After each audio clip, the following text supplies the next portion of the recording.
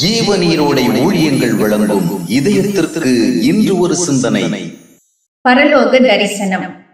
சர்வாதிகாரியாகிய Hitler யூதர்களை கொன்று குவித்தவன்.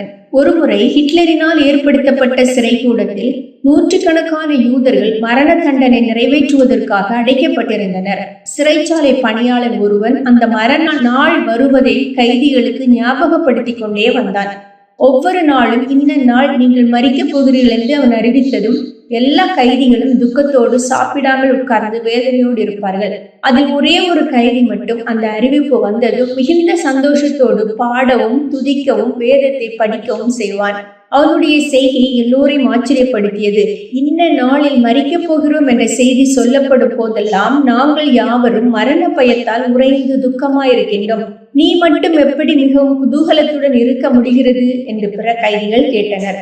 அதற்கு அந்த யூதனாகிய கைதி சிறைச்சாலை பணியாளர் மரண நாளை ஞாபகப்படுத்தும் போதெல்லாம் நீங்கள் உயிரை இழக்கப் போவதை நினைக்கின்றீர்கள், எனவே துக்கப்படுகிறீர்கள். ஆனால் எனக்கோ அந்த செய்தி நான் நித்திய வாழ்வை அனுபவிக்க போகும் நாளை நினைவுபடுத்துகிறது. எனவே நான் மகிழ்கின்றேன். வாழ்வு கிடைக்கப் போகும் நாளை எண்ணி நான் எப்படி மகிழாமல் இருக்க முடியும் என்று பதிலளித்தான்.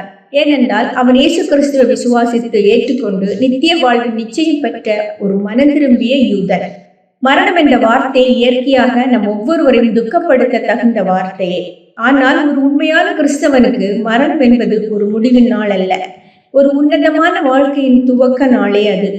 அநித்திய வாழ்க்கை முடிந்து போய் நித்திய வாழ்க்கைக்குள் பிரவேசிக்கின்ற நாளே அது. எனவே அது துக்கத்துக்குரிய நாள் அல்ல, அது பயத்திற்குரிய நாளும் அல்ல. ஆனாலும் அநேகருக்கு மரணம் என்பது மிகுந்த அச்சத்திற்கும் துக்கத்திற்கும் உரியதாகவே உள்ளது. ஏனென்றால் பரலோக தரிசனம் இல்லை, பரலோகத்தை குறித்த நிச்சயமும் அங்கே பிரவேசிப்போம் என்ற நம்பிக்கையும் உறுதிப்படவில்லை. ஆபிரகாமுக்கு பரலோக தரிசனம் இருந்தது.